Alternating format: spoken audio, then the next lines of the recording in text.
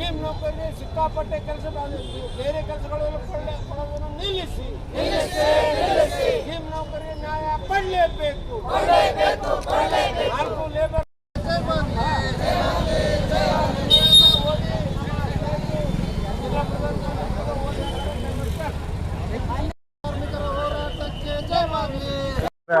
ನಾಲ್ಕು ಸಹಿಷ್ಣುತೆ ಕಾನೂನು ಹೊಸದಾಗಿ ತಂದಿರುವ ಕಾನೂನುಗಳು ರದ್ದು ಮಾಡಬೇಕು. ಅಲ್ಲಿಂದನೇ VBG ರಾಮ್ಜಿ ಕಾಯ್ದೆ ರದ್ದು ಮಾಡಬೇಕು.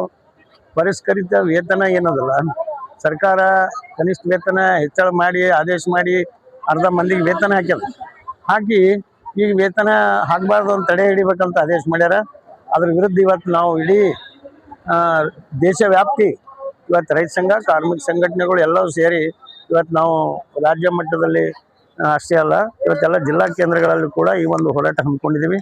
ಸರ್ಕಾರ ಕೂಡಲೇ ಎಚ್ಚೆತ್ತು ಕನಿಷ್ಠ ವೇತನ ಏನು ಹೆಚ್ಚಳ ಆಗ್ಯದ ಅದು ಜಾರಿ ಮಾಡಬೇಕು. ಹೆಚ್ಚಳ ಮಾಡಿ 2 ತಿಂಗಳ ವೇತನ ಕೊಟ್ಟು 3ನೇ ತಿಂಗಳ ತಡೆ ಹಿಡೀರಿ ಅಂತಾರಂದ್ರೆ ದೊಡ್ಡ ಅನ್ಯಾಯ ಅದ.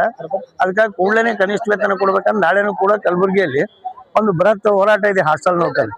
ಇವತ್ತು ಸಮಾಜ ಕಲ್ಯಾಣ ಇಲಾಖೆ ಪೂರಾ ಭ್ರಷ್ಟಾಚಾರ ನಡೆಸ್ತಾ ಇದೆ.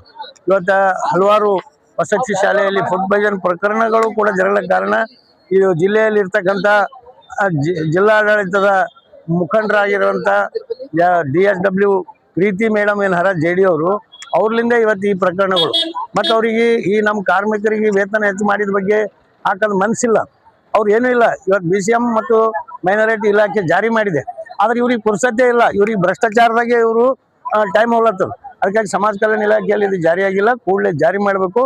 ಮತ್ತು ಅವ್ರ ಬಗ್ಗೆ ಈ ಪ್ರಕರಣಗಳು ಏನಾಗ್ಯಾವ, ಇವತ್ತು ಕರಜಗಿ ಇರ್ಬೋದು, ದಂಡೋತಿ, ಇವೆಲ್ಲ ಪ್ರಕರಣಗಳು ತನಿಖೆ ನಡೆಸ್ಬೇಕು.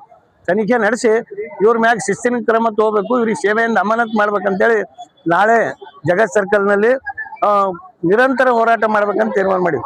ಅನಿರ್ದಿಷ್ಟ ಕಾಲದವರೆಗೆ ಬೇಡಿಕೆ ಈಡೇರುವವರೆಗೂ ಕೂಡ ಆ ಹೋರಾಟ ಮಾಡ್ಬೇಕಂತ ತೀರ್ಮಾನ ಮಾಡಿದೆವು. ಅದಕ್ಕೆ ಎಲ್ಲ ನಮ್ಮ ಹಾಸ್ಟೆಲ್ನಲ್ಲಿ ಇರ್ತಕ್ಕಂಥ ಎಲ್ಲ ಹೊರಗುತ್ತಿಗೆ ನೌಕರರು ನಾಳೆ ಸರಿಯಾಗಿ 12 ಗಂಟೆಗೆ ಜಗತ್ ಸರ್ಕಲ್ನಲ್ಲಿ ಬಂದು ಆ ಒಂದು ಹೋರಾಟದಲ್ಲಿ ಭಾಗವಹಿಸ್ಬೇಕಂತ ಈ ಮೂಲಕ ಹೇಳ್ತಾ ಇದ್ದೇನೆ. ಕೂಡಲೇ ಕನಿಷ್ಠ ವೇತನ ಜಾರಿ ಮಾಡುವವರೆಗೂ ಕೂಡ ಈ ಹೋರಾಟ ನಡೀತಿರ್ತದೆ.